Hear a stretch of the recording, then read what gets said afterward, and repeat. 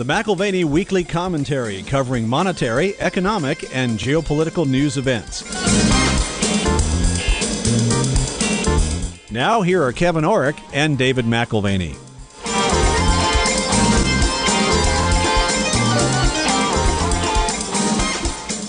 Welcome to the McAlvany Weekly Commentary. I'm Kevin Orrick along with David McAlvany. David, you know, the rain in Spain this week is mainly causing pain. Well, the massive capital flight from Spain over the last 2 months has been on a scale I don't think we've ever seen before in Spain. Right. And so it is interesting. $50 to $70 billion per month. Wow. Has been leaving Spain and moving to other jurisdictions. So this is a different type of running of the bulls. I mean, maybe the running of the bears, but you don't really Right. have a huge bear population in Spain. But yeah, this is private capital that would rather be somewhere else. German bonds, Swiss paper. In fact, the Swiss National Bank has even suggested capital controls to limit the inflow of money coming from other European countries.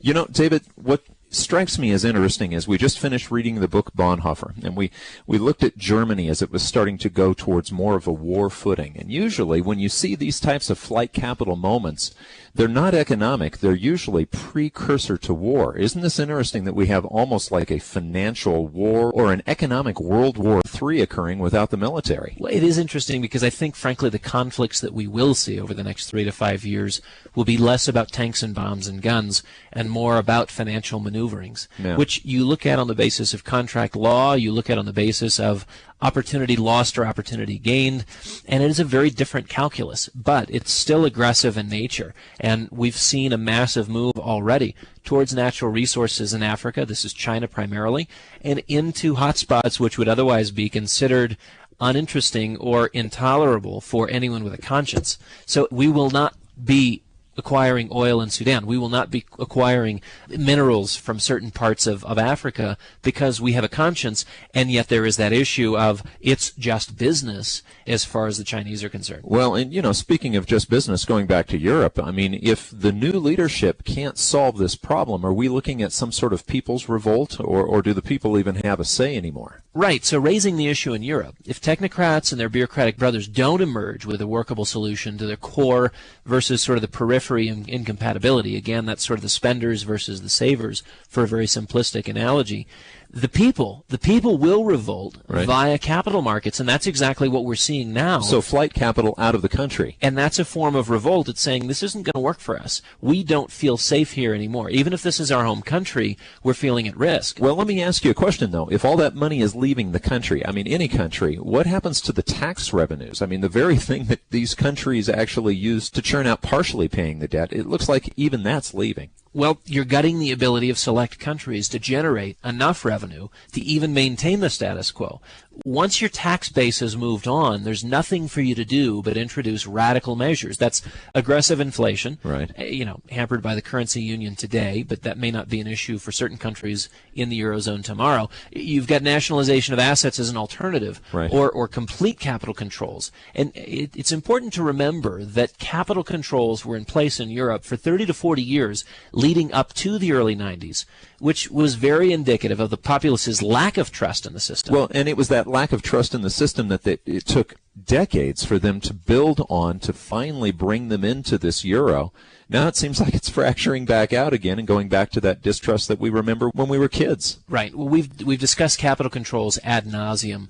In retrospect, looking at that 30 to 40-year period leading up to the EU and the European Monetary Union, you always had the movement of capital, and it was very fluid, sometimes on a black market basis, but capital controls were required as a partial solution. And we've discussed this ad nauseum. Capital controls are the future here and likely in Europe as well.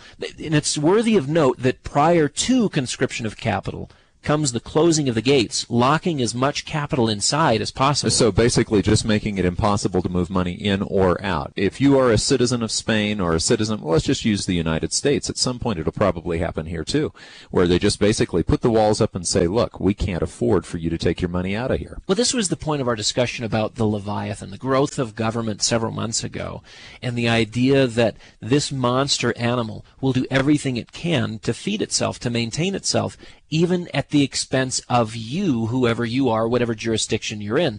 Everyone should think of having a sufficient amount of long-term vacation funding. Well, you love to go to Europe, David, and you love to go to Asia. So what you're thinking is possibly just bringing the money there first. But even taking Canada, the vacation later. Even Canada, there's some beautiful mountains to climb in Canada, some beautiful places to go skiing, and well, make sure you keep your passports renewed. Yeah.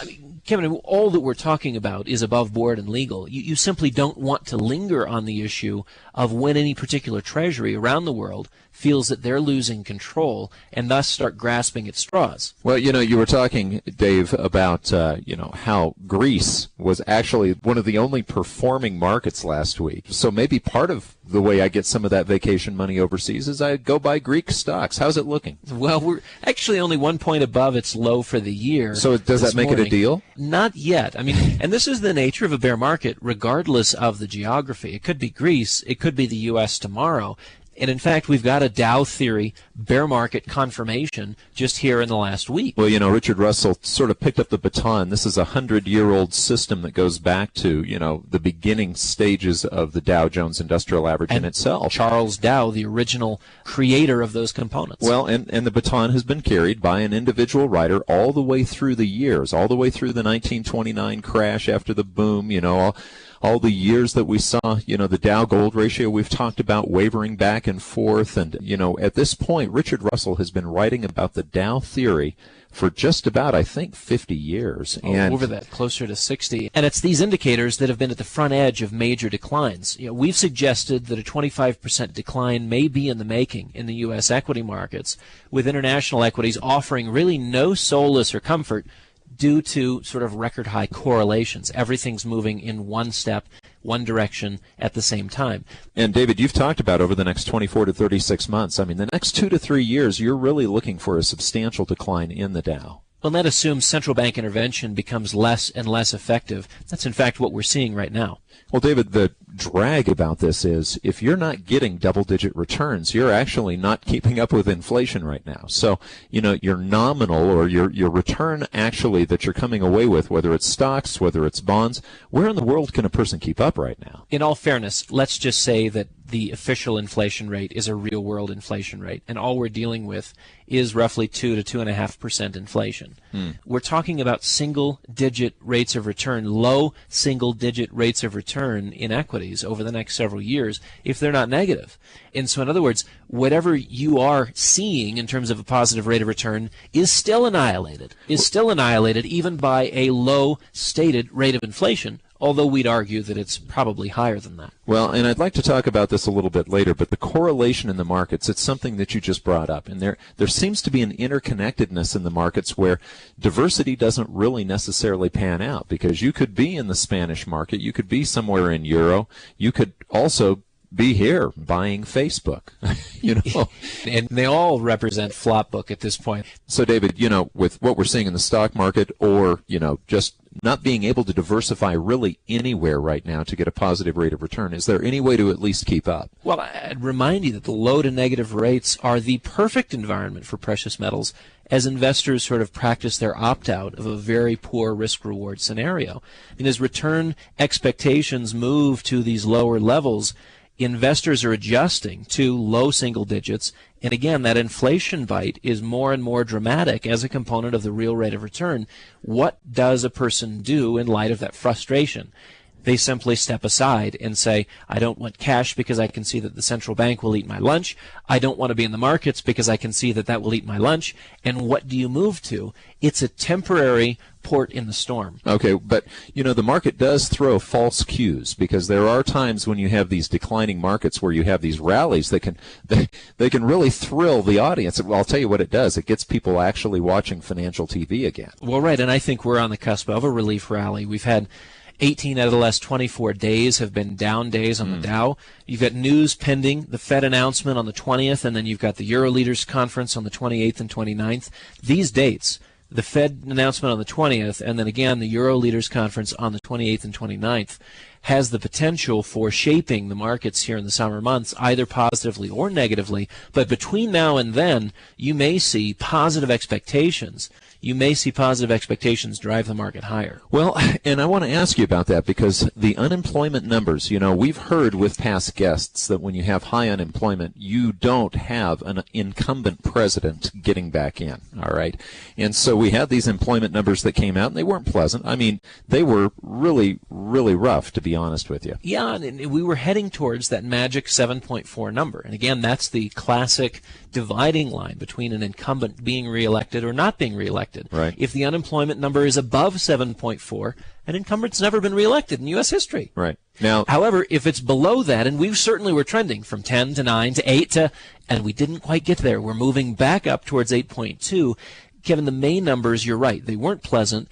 And in fact, if you look at the revisions lower for the 2 previous months, it would imply that we've been in a downtrend in terms of employment growth here for several months now, just simply papered over. One of the things that they've used to paper over that reality is the birth-death model, where we had 204,000 jobs added in the most recent numbers. And again, that's just a reminder that this is a statistical add-in. It's like, how about we add 204,000? Right. Let's just add some. And in fairness, it seasonally either helps or hurts the total net employment numbers, because that you can add in or you can subtract out on the basis of this birth-death modeling. Okay, but speaking of papering over, Dave, let me ask you a question. The political pressure on the Federal Reserve, we've seen this in election years, really all of our lives, where the Federal Reserve tends to act in symmetry with what the incumbent wants. And I guess my question to you is this: are they going to bow to that pressure now and paper over this unemployment number with a lot of inflation? Yeah, I think part of the danger in our current economic situation, Kevin, is that U.S. leadership is distracted by a pending election. And the best thing that they're going to do is continue to pick up the phone and pressure the Fed and Treasury to do all it can in the face of these deteriorating jobs figures. Right. Of course, there's other signs of slowing growth, but the problem is the Fed may or may not play ball. And while we continue to doubt their independence, they are witnessing the quote-unquote do more interventionism. Just do something. It's not actually doing that much. Yeah. It's been selectively successful. And we should, in reality, be further along down the road to recovery. We're not. That fact is mildly disconcerting to the Fed. But again, they're not willing to say we've been wrong or our policies have been wrong. They just really don't have an explanation. The fact that they've created $1.6, $1.7 trillion in excess liquidity, right, that is not in the economy as it was intended, that is back on their balance sheet, redeposited excess reserves from depository institutions back with the Fed, they're having to scratch their head and say, well, we were willing to create liquidity. We were willing to do everything that we could to monetize debt, to print, to et cetera, et cetera, et cetera. But guess what? It's not having an effect. Okay, so don't hold your breath for a second version of Maestro, maybe Maestro 2 for Ben Bernanke. Alan Greenspan got his book. I'm wondering what Bernanke's book is going to read like. Yeah, well, and then we have, following the June 20th Fed meeting, we've got the Euro leader meeting at the end of the month. And we anticipate problematic handling of the debt ceiling later in the summer. Again, that's a U.S. issue. And then in the fall, we have the whole issue of the fiscal cliff. Well, let's explain the fiscal cliff. I mean, what is the fiscal cliff, and why should I be worried about that? Well, last year an agreement was made that if they couldn't come to an agreement, there would be an automatic downshift in terms of spending, right, roughly 4% of GDP. And again, the wranglings around the fiscal cliff, the wranglings around raising the debt ceiling, the wranglings around whether the Fed intervenes or doesn't intervene, all of these are potential triggers for a downgrade of U.S. credit. We've already seen the AAA status marred by one rating agency last summer, going from AAA to AA+, and we think that this could, again, be the trigger for an increase in interest rates and, frankly, a larger ratchet down in equities. Well, and this brings up something from a few weeks ago when we had Richard Duncan on, and he had said, look, guys, you need to understand this economy for at least 4 decades has been growing mainly by our ability to borrow more money and spend. Borrow more money and spend. It's the perfect Keynesian approach until it doesn't work. So would you say the greatest risk of the day right now is that debt expansion is not working? Well, it's this, that one, debt has been expanding for 30 to 40 years. Yeah. And that game of growth predicated on credit expansion is over. And in place of it, guess what government is offering? Credit expansion. So, I mean, that's the problem, is debt expansion among governments has been the solution on offer from our global central bankers in light of a slowing global economy.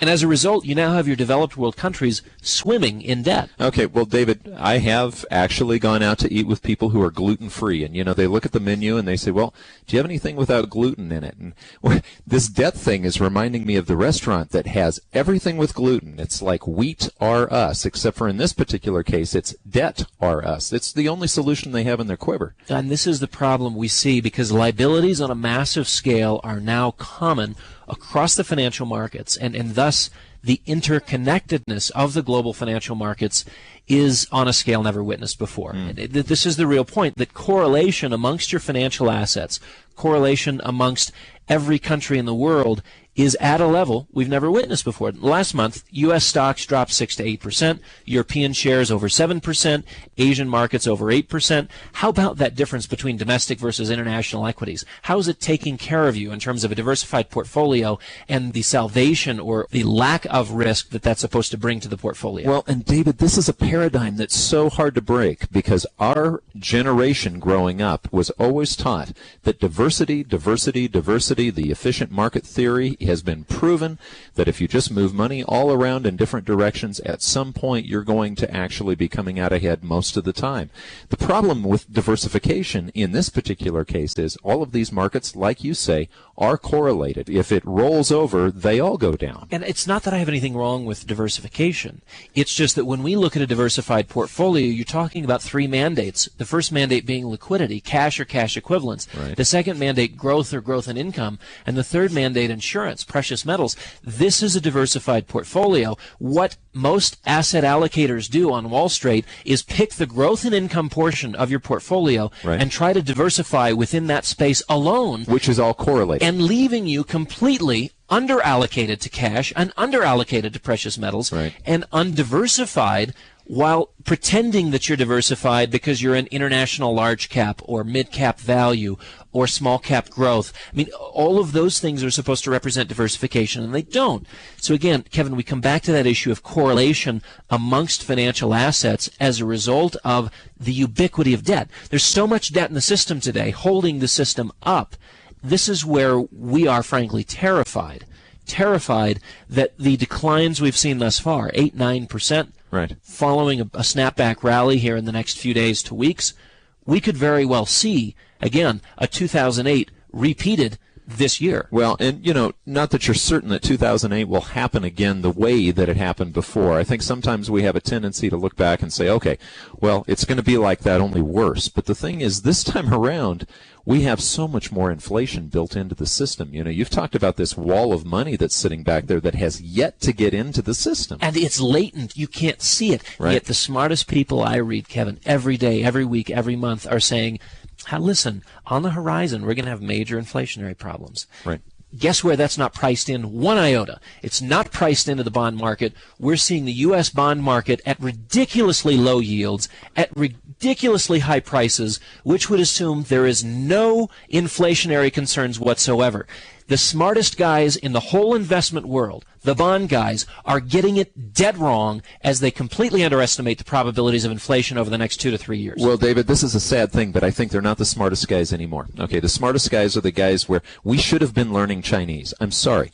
If we're going to learn a language, we should learn Chinese, because the Chinese and the Indians have been buying the greatest majority of gold, which is pricing in and is continuing to price in the devaluation of currencies. And I just read something the other day that the Chinese buying over the last 4 months is up 700%. I mean, it's these guys are seeing it. It's not the bond guys that are seeing it. It's the Chinese. No, in fact, you're right. It's the folks, the bond guys who are playing the old bond vigilante game are the ones who are going to get burned. The new bond vigilante game played in the gold market, the only bet that's successful against a manipulated treasury market, whether it's our treasury market or the Bund market in Germany or anywhere else, that's where the bond vigilantes will go. One last point, though, Kevin, on that 2008 global cascade in equities. We're not certain that such a fall is on the horizon now. We know that confidence is fragile. We know that systemic shocks are latent in the system. Frankly, there's too many to count. So really, to us, it's just a question of when, but not if. And when that occurs, we will see some of the giants of finance erased from the marketplace. Counterparty dependency and the infectious nature of risk pooling, again, we're just underprepared, under-reserved, not enough liquidity. Again, what we were just describing in terms of a Wall Street asset allocation model where everything is fixated on growth and income, and you don't have enough in liquidity, and you certainly don't have enough in insurance. This is not just what Wall Street recommends to their clients, it's what they've done with their own balance sheet.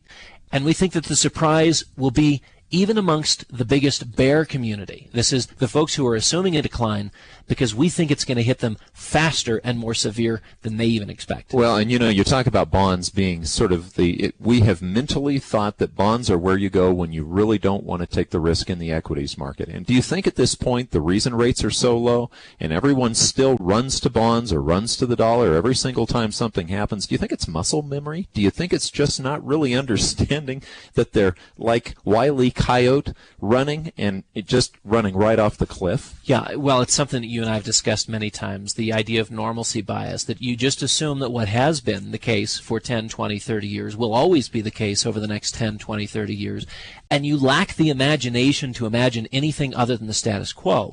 So, the pending 2012 events, the fiscal cliff, the debt ceiling wrangling, either or both, which are likely to raise the issue of U.S. fiscal sufficiency, credit quality then becomes an issue and begins to recalibrate for anyone suffering from normalcy bias.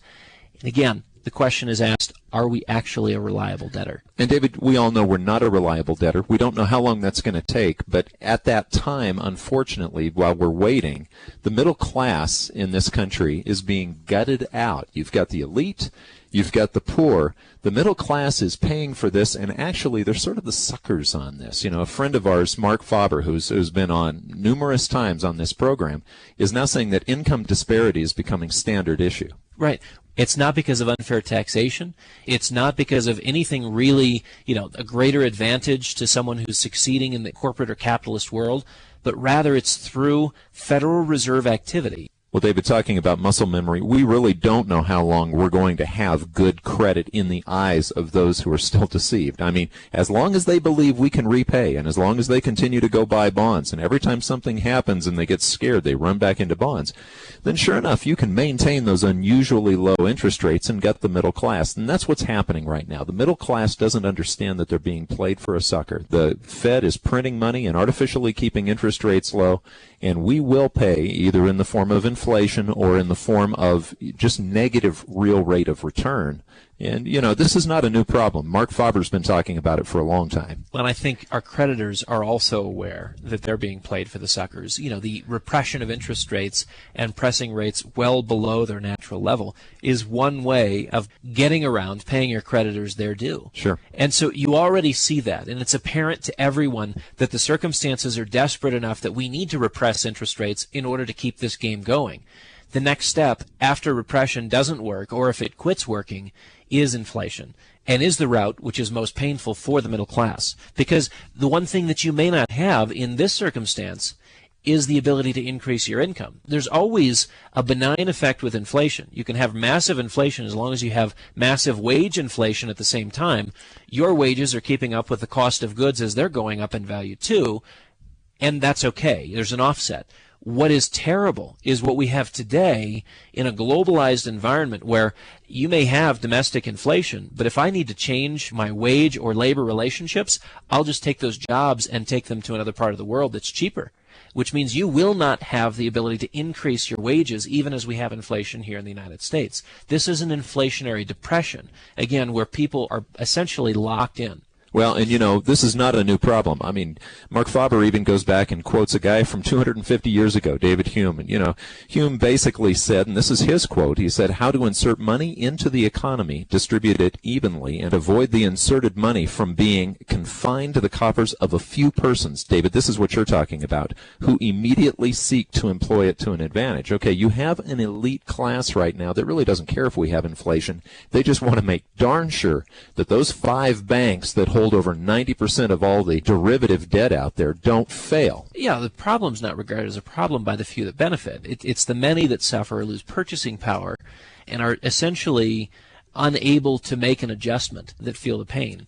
So, yeah, to be clear, the advantage of the 1% is conferred. It's not taken. And by that I mean it's conferred by the Federal Reserve System. So we can thank Keynes for that. It's the ideology of Keynes that probably is the one that is the most at fault for the decline and fall of Western civilization when it comes. There's an irony here, because while he was sort of the high priest of central bankers, we find that he was both a money and power elitist. Right. While he advertised himself as more of a populist, had a broadly popular sales pitch for government handouts and large spending programs. And ultimately, I take this as an insult to the intelligence of the lower and the middle class, that they're basically played as a small part in the system, a cog in the wheel, if you will, where the elite, the powered and the moneyed elite gain efficiency and take power, benefiting from them just playing their role. So certainly give them their bread and circuses and we'll continue to rule. And right. It's fascinating when you look at his life. He was the anti-capitalist who was absolutely enthralled and made his fortune in the capital markets. Twice. Yeah. He made his fortune once, lost it, and then made his fortune again. The whole time talking about how you really don't want that kind of capitalist greed going on. Right, speculating in commodities on the one hand, but hating speculators publicly because it didn't fit his role as a social engineer. Well, David, one of the things that's absolutely critical with Keynes, we talked about being able to borrow, be able to spend, but you've got to be able to keep that money moving. That's the spending part. You've got to have velocity of money. And this is a problem with Keynes. Velocity is today dead. If you print money and you can't get it to go anywhere, what happens? Well, that's our issue today. And that's why, frankly, the Federal Reserve is a bit hamstrung. What do they do? Right. What do they do today? Because it's not enough to announce QE3. Because look at what happened with QE1, QE2, and Operation Twist. Temporary reprieve in the stock markets. Now we're coming up on the expiration of Operation Twist here at the end of the month. And guess what we're expecting? Another one. More intervention. Sure. But what benefit was it, other than a temporary reprieve in the decline in equities?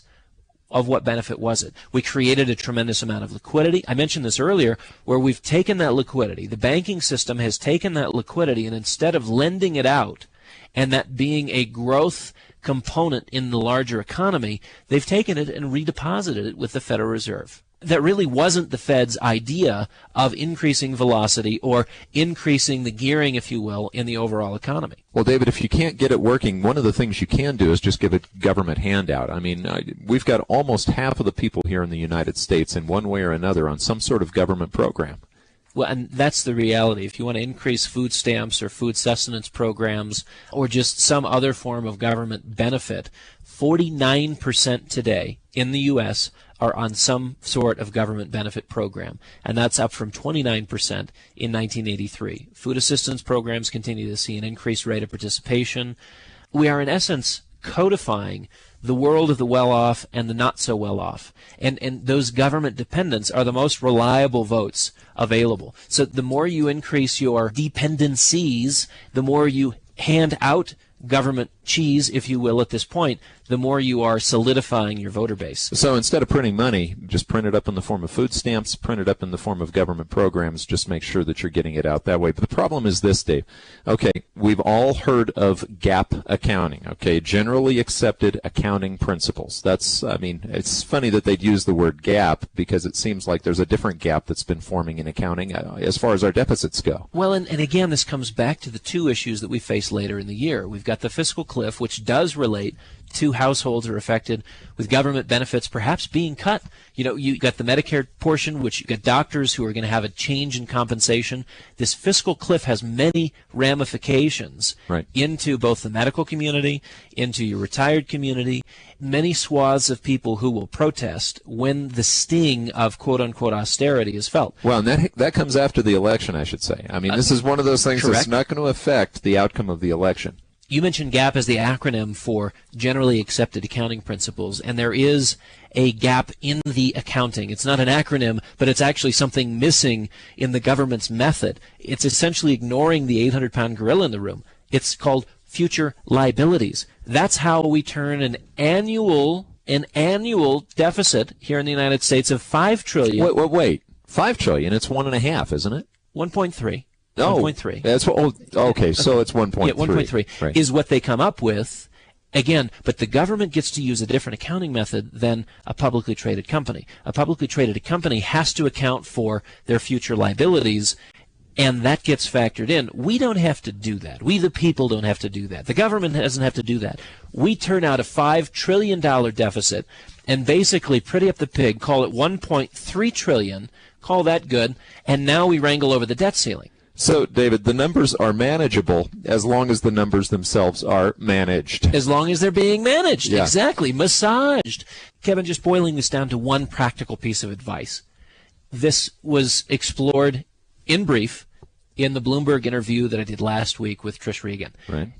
The commentator, who was from R.J. O'Brien, said, you've got to be careful of U.S. Treasuries, and you probably should own gold, because from current prices, we would expect over the next 2 years to see it trade to close to $5,000 an ounce. That wasn't you. It was not me. It was not me. A surprise. All that you could hear in the background was my echo, 5,000 an ounce. Right. No, but really, when you look at the liability structure, not just in the U.S., but globally, right, what the world's central bankers have done to keep this project moving forward and keep us on a growth footing, quote unquote, they have compromised our future significantly. Well, and David, let's just look at who are being played sucker. We talked about before, but you've got these people who are accumulating gold. Central banks right now are net accumulators of gold. The Chinese are net accumulators of gold. Gosh, that's an understatement almost. But what you have with the American public, okay, you had brought this up before, the buying of gold here in America, if people think that people are buying gold in America, they're fooling themselves. I mean, we're not buying more than about twice what Turkey is buying and about 2.5 times what Vietnam is buying. The Chinese are buying it all. The central banks are buying it all, yet we're being told by those same bankers, hey, go buy bonds. Yeah, go buy Facebook. Go buy. And little Lucy Lemming is looking at this and saying, I'm very scared right now. I think I'd like a pool of liquidity. Right. Little Lucy Lemming loves liquidity. And that is in the form of 10-year Treasury bonds. That is in the form of 2-year Treasury bonds. Notes, rather. That is in the form of Treasury bills. So bills, bonds, and notes are what's most popular today, exactly at the wrong time. And we, again, as we mentioned in the Bloomberg interview last week, there's more risk inherent in the bond market today than at any point, maybe last Friday actually. That was bad. Than at any time in 30 years. Yeah. And so to see mean reversion in interest rates, to see mean reversion occur in the stock market as risk is reappraised, all of a sudden bonds are not as safe as you thought they were, and thus equities have to be revalued in a new environment of risk. We see great, great pains ahead over the next 2 to 3 years. Is that between now and the end of the year? Possibly. Probably. Perhaps. There really is no way without a crystal ball to know both the timing and the event. But we can see the events unfolding, although we do remain uncertain about the timing. Is it this year? Is it 2013? Is it 2014? The bond market and a blow-up in the U.S. equity markets as a result are, in our opinion, a certainty just on the horizon. Well, and David, talking about pain, you don't have to endure pain. If you see pain coming in a particular area, just stop touching the stove, okay? You know, it's something that every little kid has to learn the hard way once, but there are some people that have to learn it maybe a second or a third or a fourth time. But you don't have to be in the bond market. You have to have something, though, that's outside of that. This is one of the things that's coming up more and more, and that is, you talked earlier about the opt-out strategy. When you're talking about opting out, you can't be waiting for somebody else's liability to pay off. And of course, that brings us back to gold. I know that's obvious. Well, the issue, I think, can be resolved handily if you want to read Smart Money's recent magazine. The smartest guys at Smart Money are saying you don't need to own gold. Right. And I would encourage all of our listeners to get a copy of Smart Money and read about why the common man is not going to own gold, because he's been told by the smartest people in the room that it's not necessary, and here are all the reasons why. David, I read that article. It's insulting to the intelligence of anybody who reads it. It's almost as if they're speaking to children and telling them something that is absolutely untrue, but they want them to do it anyway. So in truth, yes, it's a poor excuse for financial journalism, but it's worth all of our listeners reading it to realize what the consensus view is of owning gold. The common man is not in the market. The hedge fund community, on the other hand, is used to flying high and moving fast. They're used to taking risks, and they understand the value of a roll bar. They are, at this point, very concerned with systemic stability, and there's a growing number of sophisticated hedge fund managers who want their stake in gold. Meanwhile, the quote-unquote smart money investor, the man on the street, the hoi polloi, is setting himself up for disaster as he moves into fixed income and out of bonds. If you look at the mutual fund flows out of equities and into bonds over the last 3 years, 3 years in a row, the average man on the street has said, I'm tired of equities, I just want bonds, fixed income will do. Kevin, this is exactly what we're talking about. That's being supported by the folks at Smart Money, and the move away from gold, again, is being buttressed by the folks at Smart Money. Isn't this ironic? So the bottom line, David, when you're coming out of paper equity and going into paper bonds, there is, at a time, somebody's going to say, wait a second, the king's got no clothes on. Let's get out of bonds. Where do they go? Well, they have to go at gold. Yeah, and at the end of a 30-year credit cycle, the last place that you would want to go is the bond market. Even if it is rewarding for you on a short-term basis, it is a market to be traded, not invested in. Well, you've been listening to the McAlvany Weekly Commentary. I'm Kevin Orrick along with David McAlvany. You can find us at McAlvany.com. That's McAlvany.com. Or give us a call at 800-525-9556. This has been the McAlvany Weekly Commentary. The views expressed should not be considered to be a solicitation or a recommendation for your investment portfolio. You should consult a professional financial advisor to assess your suitability for risk and investment. Join us again next week for a new edition of the McAlvany Weekly Commentary.